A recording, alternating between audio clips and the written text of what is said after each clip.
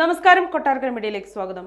സംസ്ഥാനത്ത് പാഠപുസ്തകങ്ങളുടെ പേരിൽ 100 കോടിയുടെ അഴിമതി. തമിഴ്നാട്ടിൽ നിന്നും പേപ്പർ വാങ്ങിയതിൽ 100 കോടിയുടെ അഴിമതി എന്നാണ് പരാതി. കേരള ബുക്സ് ആൻഡ് പബ്ലിക്കേഷൻസ് വഴി 2019 മുതൽ 2024 വരെ നടത്തിയ ഇടപാടുകളിലാണ് അഴിമതി ആരോപണം ഉയർന്നു വന്നത്.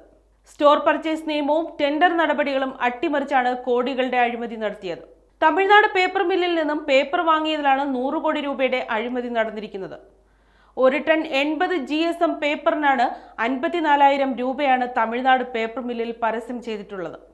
30/1/2019 പേപ്പർ വാങ്ങാനുള്ള ഭരണാനുമതിയിൽ 80 GSM പേപ്പറിന് ഭരണാനുമതി നൽകിയത് 54,063 രൂപയ്ക്കാണ്. 23/1/2019 KBPS 76,200 രൂപയ്ക്ക് തമിഴ്നാട് പേപ്പർ മില്ലിന് പർച്ചേസ് ഓർഡർ നൽകി. 22,137 രൂപയുടെ ക്രമക്കേട്.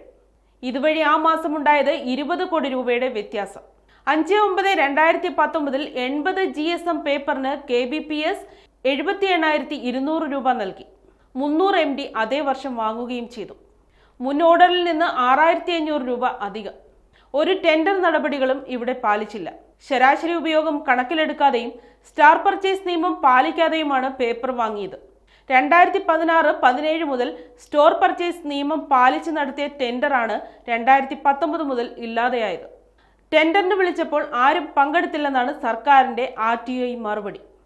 ഇത്തരത്തിൽ നിയമങ്ങൾ കാറ്റിൽ പറത്തി സ്റ്റോർ പർച്ചേസ് നിയമം ലംഘിച്ച് പേപ്പർ വാങ്ങിയ ഇനത്തിൽ 100 കോടിയിലധികം രൂപ അഴിമതി നടന്നു. മുഖ്യമന്ത്രിയുടെ ഓഫീസിനും അഴിമതിയിൽ പങ്കുണ്ടെന്നാണ് ആരോപണം.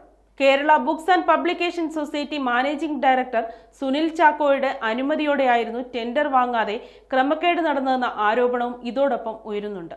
അഴിമതി നടന്നിട്ടും നടന്നില്ല എന്ന മട്ടിലായിരുന്നു മുഖ്യമന്ത്രിയുടെ ഓഫീസിൽ നിന്നുള്ള പ്രതികരണം.